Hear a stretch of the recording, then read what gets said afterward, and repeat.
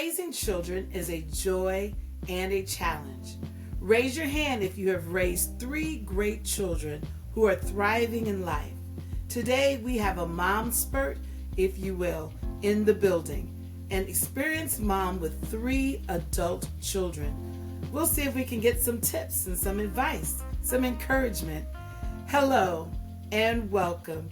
You're listening to Life with Libby Joy, a podcast to explore the journey of womanhood, our challenges, our successes, and experiences. It is my hope that you will be informed and inspired through our conversations and stories shared by women who are navigating this journey called life.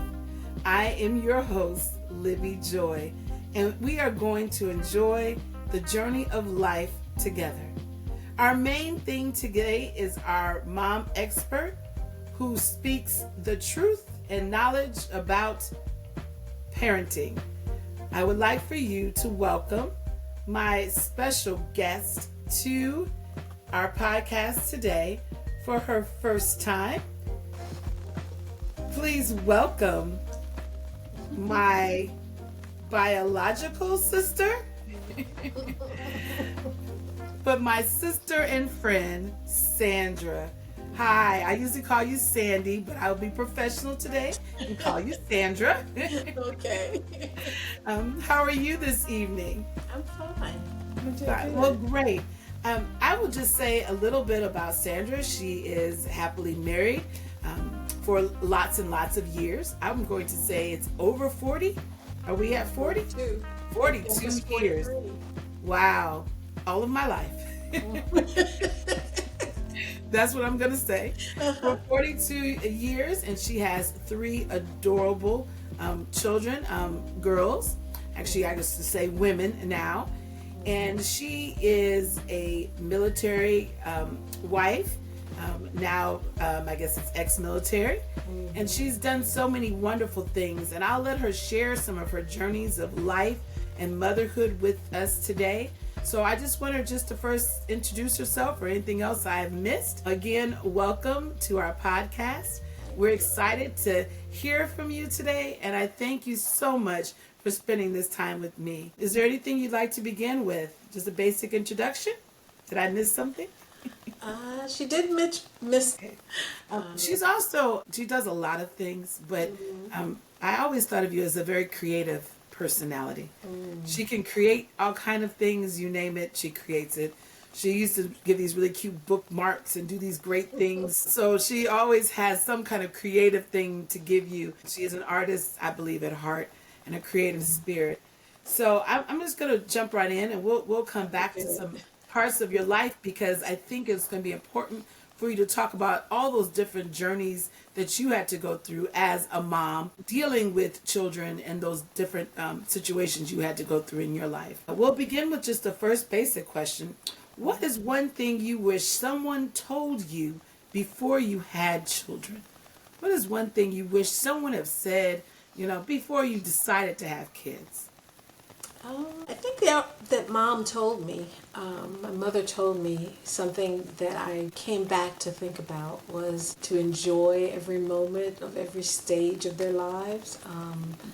Instead of pushing it through, when your kids are young, you want them to grow up, and then before you know it, they're gone. It didn't hit me that I was enjoying it, but I was trying to hurry up and, grow up. And then you realize that, they get older and they do grow up. But I started to enjoy them more when they were probably in middle school. It hit me that I only had so much time left with them. So I think that I can't say I wasn't told, but when you're a young mother, you listen to people, but you don't think they know what they're talking about. Right. And I think that's with years you learn that you've got good advice and you can lean on it. But I definitely think that was something that I started to really enjoy, the moments when they were teenagers and not listening to me that this was not going to be forever, and it got better. And that's good. Me and my husband often talk about some of the information we received when our kids were little, to enjoy them while they were that little, and realizing that that was the least stressful time of our life. And we're thinking we're tired, we Worst. haven't slept, we've got so many things to do. And that person just told us that right now, while they're on your lap, is the most peaceful part you'll have. That's right. Because one day they'll be out the house and you will, she said, be on your knees because you're praying to figure out what's going on with them, and you can't touch them and you want to have them back on your lap. And that was good advice as well. And like you say, once you're in the rut of raising children, you don't often find that joy and that peace. And so that's very good information and knowledge. And hopefully someone listening to this will hear that, because these days are precious. It feels like told someone the diaper years seem to take forever. And then after the diaper years, once they went to elementary school, it moved. It moved so quickly you couldn't even blink. It moved so fast. So that is really good information. Going through those stages, and I know that moms also go through stages. We often talk about children's stages and their developmental growth, but moms, I believe, also have developmental stages. We do have the baby stage of motherhood, when we're learning how to do basic things. For example, I know I had to remember that children eat more than 3 times a day when they're babies. They eat every 2 hours. And I had to literally put myself on the schedule. My child told me to, but I had to remind myself to make sure I had enough bottles or enough diapers, enough wipes for those times, because I'm not just taking care of myself anymore. I'm taking care of an infant. So there are the beginning stages where you're learning all that. And then there's these other stages, as we talked about a few minutes ago, when children get into even like the middle school years, where you're running all around and you're the active mom. And then there's those teenage years, which we can call them a couple things. I call them I don't like you years. I will have my daughter on to speak about that soon. I don't like you years. Or you could call them the silent years, when they don't speak to When you. they They're just in the look at room. Right? Right. Right. So with all of those different stages, I just wanted to know your thoughts about motherhood and your development. When did you realize that I won't say had finished the whole thing, you had it in the bag, but when did you start realizing, and I know you had 3 children, so I'll start with the first child. When did you start realizing that you had navigated a lot of that journey and you were more prepared even for your second child? When did you start realizing, I'm starting to get in my sweet spot, if you will? What's interesting, I think, is that each child is so different that you may think you're done with one stage and you're starting another stage with another child, and they react totally different. I was always telling my husband that I hope I like these people when they grow up, because there was some, teenage years were rough, where they look at you and they say, who are you? And I'm like, I'm your mom, and you're supposed to listen to me. And they go, oh, so I was very surprised when they, graduated, and I liked them and I wanted them to be around me. And that was, I think, something I noticed with each child, but I don't know if I realized they were gone. I mean, I knew they were gone, trust me. Their stuff didn't go, but they went, They brought it all back after college and said, hey, Mom, can you keep it for me? But I think it was, I don't know, the last one left, it hit me that was the last child. When the first one left, it was like, well, I've got 2 more. I've got to keep going. But it was kind of interesting because I was so busy dealing with the next stage. And then when I looked around, I'm like, wait, they're all in college. And then there still was, they still wanted my attention in college, and then they didn't want it at all.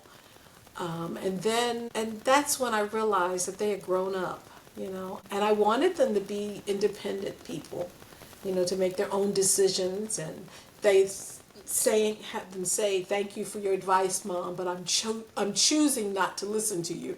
I'm like, oh, okay. I'm choosing not to. That's when I realized they were grown, and then I started to like them. I really liked them. So what I'm hearing from you is that you never really felt a sweet spot, but you started realizing when they left and you reflected that those sweet spots were always there. So because you were going through each child, you didn't get to stop and say, "Oh, this is I'm able to do this," because you were moving so much Right. you didn't really see where you were at.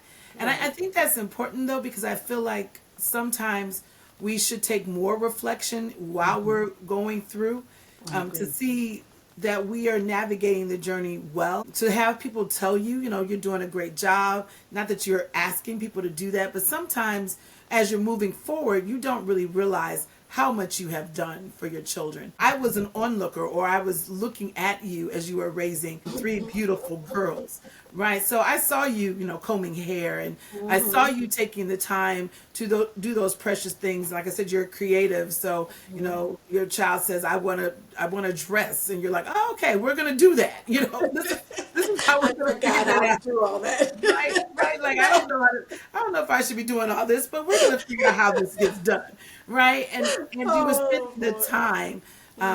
Even you have some things that I think are precious, like some nightly calls with your children, and so all of those things that were precious nuggets, while you may not have reflected on it being sweet, by watching you, I realized how sweet it was. And you're one of my role models for what motherhood should look like. I feel like I said the other day that women need to take their capes off, because we can have it all. I believe women can do all the things that they want to do, but we don't have to overly stress ourselves out. And there's some things that we are great at, and there's some things that we're maybe good at. But whatever we decide to do with our children, I think is so important. And one of those things is quality time. And spending that quality time with your children, the importance of quality time. Can you just talk about some things that you did that were quality moments? Not necessarily big things, but just small little quality moments that you can reflect on and smile about. I realize we're talking about children that are now, grown and married, Got and their own children. some of their own children, right? But what are some of those quality moments? Just let the audience know, for those that are still in that trenches of raising children. We keep saying quality time and quality moments. I said that on my last episode, but maybe you can explain, what are some quality time moments that you felt you took with your children? Give us some examples. Well, it's really funny. My youngest one, when she went to college, we had some quality moments. Like during the summer, she would come home and we'd always do some kind of art project together. And crayons melting in the sun. I mean, here we are, adults sitting outside with these crayons. But we made some pictures and we did things that were, you didn't expect it at our age, and we enjoyed it. I enjoyed those moments. I'm glad I had them before she went and got her master's and PhD, and before she got married. There were some moments where I wasn't working, so I had more time than I had before. When they were growing up, I was working and I was doing everything, and I was Girl Scout leader, and I was doing a lot. And we just sat out in the sun melting the crayons. I don't know if I advise people to do that, but it was fun. But that was quality moments. I know with just spending time talking, and even we'd read, sometimes just with all the girls, I wanted to hear their heart. So we would, in the middle of the night, sometimes I would just talk to one of them and we'd have real deep conversations. And I never wanted to break their opinions because I wanted them to be strong women. We encouraged them to get their masters and to be able to take care of themselves. That was something we valued, that the world was going crazy, and to be able to take care of yourself was important. But there were a lot of quiet moments and a lot of playful moments, and we used to dance together as a family. We turn on CC Wine, so we turn on music, and would just dance around and enjoy each other, and I miss those moments. Those were really special. I'm sure if they were actually broadcast, that would be, oh, those people are crazy. But I enjoyed those years. And I used to cook. That was something else. The first two remembered the baking and everything. The last was like, I didn't know you could do that, Mom. I said, not anymore. Remember our mother baking, and she tells me all the Uh-huh. things she used to bake. And I said, that sounds good. It was so Uh-huh. good. She's like, well, before you were born, and I was getting She used to pregnant, and bake I was all like, the time. yeah, you all had a great time. I've heard about the great food. Can you repeat that now, Oh please? my goodness. But Which it's just different stages of, it of is different motherhood, stages of motherhood. Yeah. Yeah, it is definitely different stages of motherhood. Mm-hmm. And like you said, you were working full Mm-hmm. time. I know I Mm-hmm. mentioned that your husband was in the military, He's and gone I a know lot. at that time, and this is old school because he could be gone for a little while, and you 6 would be months. writing him letters before we Video had internet record. connections and FaceTiming, right? There was no face. Right? You When had months I that you, laugh, I yeah, laugh because people now say it's so hard. We only get to FaceTime once, once every day, and I'm like, I would see my husband in 6 months. right, I'll see you in a half a year.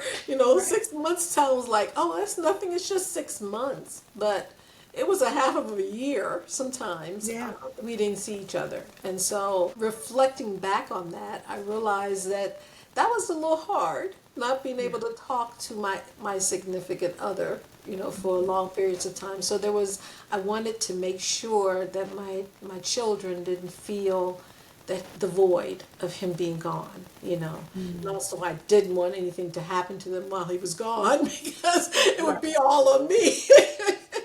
No, it's your fault. It was my fault. You had one job: keep the children safe, That's right. Keep them alive. keep them alive. My plants didn't make it because I said once I had children, there were no plants. No But plants. the kids were breathing and eating, they were alive. Plants didn't make it, but your children did. That Yeah, is children made it. that Children is made definitely a motherhood conversation it. that I had to choose what thing I could keep Which alive, one to and stay the children alive? were the most important part of that. I like that.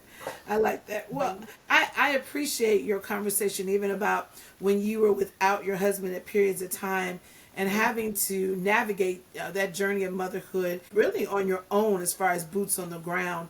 And we do have single mothers now that are doing the raising and responsibility. And for you to be able to have to work and keep a relationship with your children is so valid and so important. And like you mentioned, it's quiet moments. It doesn't have to be loud and drawn out, but just those quiet moments, like you said, coloring on a floor with the almost a grown adult. I mean, right? I mean, or She was dancing grown. around, right? Dancing around living rooms with children.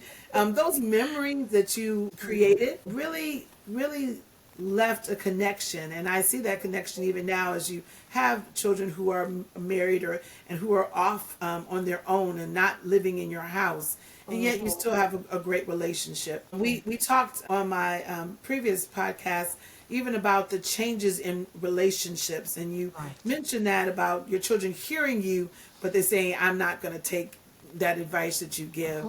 And can you talk, can you Thanks for talk a little, sharing, Mom. right? Can you talk a little bit about, for those of us who are learning how to release that kind of control? Mm, Can you mm, share with us how do you, and well, the book I'm reading talks about keeping our mouth shut. I don't mhm, necessarily think we're going to keep our mouths shut, but mhm, how do you navigate giving important information that you know because you've lived to your mhm. children without them or feeling like you are trying to take control of their life? How, Like you're what judging are them. some thoughts you can do? What you say? Like that you're judging them. That you're judging them. Yes, that was another conversation. Yeah. So how do you do that? Give some thoughts. So how can we do that to make us better? We're all here with listening ears. We want to know. Well, with me, they know I speak my mind, and they also know my eye movements. So if I don't even have to say a word when I don't agree with them, they look at me and say, "I know you don't agree with me, Mom," and I'm like, "I didn't say anything. I just was talking to you." I said, and then I closed my mouth, and they said, "Yeah, but your eyes were talking." I was like, "Oh, okay," but you you have to you have to be authentic and if they know I'm thinking something, I'm going to stand by it. I'm going to tell them what I feel, but they don't have to take what I'm giving them. I'll respect you, you respect me. And many a times the conversations have been, they'll say their part, I'll say my part, and we agree to disagree. We do that a lot. But I enjoy them, and I enjoy them being able to respond or to be honest with me, because I told them when they were younger, and I've always told them that what they feel or what they think is their honest feelings. You may not agree with me, but how you feel is how you feel. And I respect that. And that was, I mean, but I can't hold it all in and pretend it doesn't bother me. But once I've expressed it, I let it go, because they know. They may act like they don't know. They may pretend they didn't hear what you said, but they hear you. They may be influenced by friends, but they hear you when you talk to them. So even though you don't think it's going through, it's going through. And so I would put it out there. They may not have a response for me, but I know that their feelings were, I said, be authentic, be who you are, but I have to be who I am. So I may not agree with you on your choices, or I may see your mistakes that you don't see because I made them. Somehow or another they think when you're a parent, they think you've never gone through the stuff that you've gone through. But some things they have to learn themselves. Some hard things they have to go through themselves. So, and it's kind of hard when you see them going down a road that's just not good, and you say, "Hey, that's not good," and they go, "Yes, it is," and you go, "Okay." But you just ask for their protection when you pray for them, and just keep on going, because you can't lose sleep over their decisions. I don't think that's something you have to make a decision that you can't lose sleep. That is a word by itself, that you can't lose sleep over their decisions. That's right. That's right. Because it truly is their decisions. That is something to sit with, Sandy. I'm going to really, really meditate on that conversation. I told someone I am learning the yes and okay model. Yes, okay. That's okay. Because when you have already said what your thoughts are about a situation, even in a relationship with an adult that's not your child, that's right. You don't always agree. Like you mentioned, we don't always agree. You don't always agree with your spouse, but it's good to say, we're gonna just have to agree to disagree. I hear what you're saying. I hope you hear what I'm saying. And then not to lose sleep over the decisions that someone else has decided to make about their life. Because I think they want you to agree with them sometimes when you just don't agree. And if you don't agree, it would not be authentic for me to say, "Oh, I agree with you," when I don't. And I always would say to them, if we totally disagreed, that don't you want me to be honest about what I feel? Because honesty is what makes a relationship stronger. And I think that's one thing I've learned. I have to be honest with them. But sometimes, like I said, they read my eyes. My face says a lot too. Yeah, my face says a lot. All over my face. That's good. Well, I was going to ask you about the stages that were challenging, but we've already mentioned those stages. We talked about teenage. the teenage years. Yes. The teenage years and your thoughts about I hope I like them when they become adults. Like them when they're grown. We had a plan. We were going to move. We said if we didn't like them when they got older, we would just move to another state. That was the whole plan. And they can't find you. And they wouldn't be able to find us. Oh boy, that was funny. We had that discussion. We had that discussion for a while. There was some, there's some looks that cause a lot of discussion, but in some situations that caused some discussion. But we were really happy that we liked all three of them, because we were like, well, maybe we might like one or two of them. The odds of us liking all three of them. Right. You're 100%. We like them all. We actually like them all. Right. You knew you loved them, but you didn't know if you I liked knew I them, loved them. They right? were always going to be loved. Just didn't know if we were going to have to, go to a different state, I'm change so. our number. Next time I see your children, I'm going to say, "Do you know your parents had a whole escape plan for you?" Uh-huh. And Right? and laughter is important. Yes, that's a good Able one. to laugh through some Laugh of the is important. rough times. Yeah, That was something we always did. It was always laughter in our house. that's good. And when we made mistakes, we were able to. You have to be able to laugh at yourself. I would always tell them, I'm not a perfect mom. When you get older, you can pay your therapist to go through the problems that you developed as a child, and that you want to blame your mother. I'll be a psychologist and give you a discount, but I don't. I knew that I wasn't going to do everything perfectly, but you will always be loved. And that was something they would just shake their heads and oh yeah, we know. Tell your therapist. That was like a famous thing I would say to them, but they got that when they were young, Good. and that was important for them to understand that I wasn't the perfect mother. I was the mother that loved them.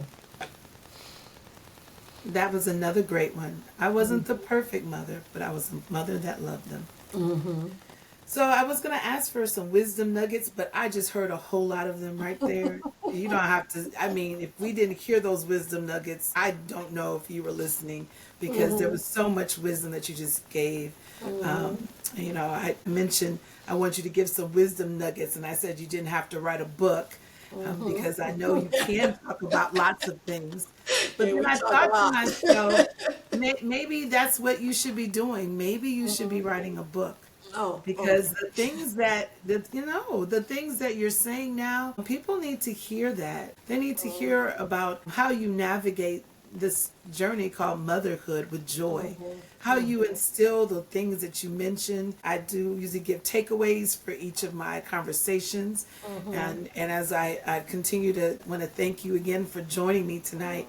But some of those takeaways I got right away, the whole spending time with your children and your moments just being precious, the joyful moments of coloring or dancing around rooms, the conversations that you have at night, really having this really honest and open communication, the loving your children, not always perfect, but you're loving and you're the loving mom that they can enjoy and be with. Really choosing to respect their decisions as they get older and letting them know possibly your opinion because you have one, and yet being right, your yeah, eyes that are was great. saying you have one, right? But being honest with them as you would like for them to be honest with you, and then that is really what a relationship, like you said, is all about. There's honesty and trust in a relationship.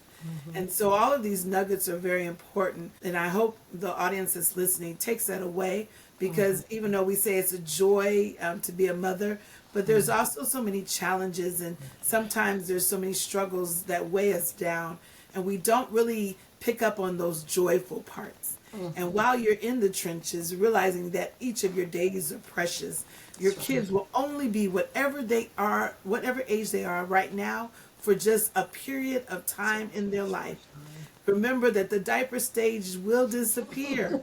They will learn how to walk and talk. They will learn how to run. They will learn how to yell and scream.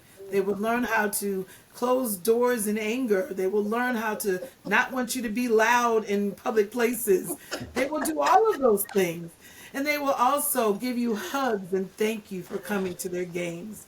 They will have smiles of joy when you're giving them their favorite meals on a That's table. right.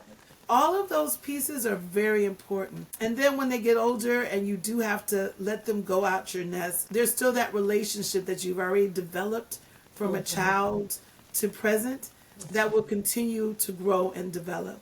And so our hope and our thought for all of us is that not only will we love our children, but as they go to become adults, that we'll like our children. Like, And that is probably one of my favorite thoughts. Not only do I want to love you, I want to like you when you become an adult. That's what we're thriving for. That's the true success for life. I like my children. Not that I just love them, I like my children. That's right. And we want to all be able to get to that point. And again, we are always pressing. Sandra used to say it to her children. I mean, it was kind of jokingly, but it's true.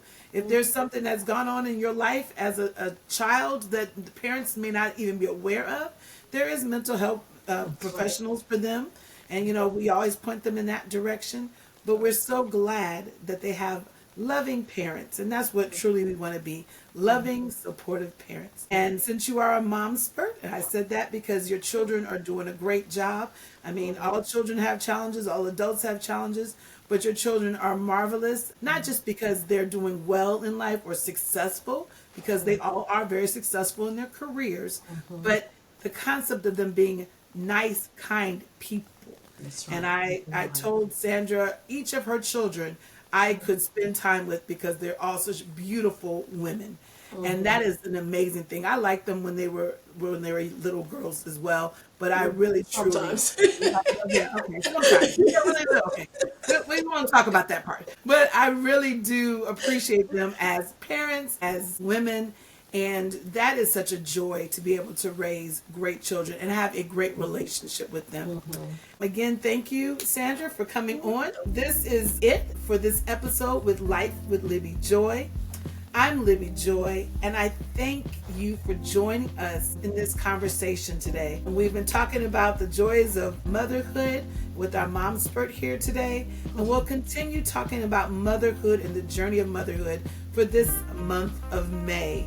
I will have a special guest coming on soon. One of my children is going to join us, and so we can talk about me as a mother, and hopefully it won't be too raw and too scary. But I appreciate her for coming on. Tune in next Tuesday at 8 p.m. Eastern Standard Time. Please subscribe and share this podcast with your friend. And remember to enjoy the journey of life. Have a great one.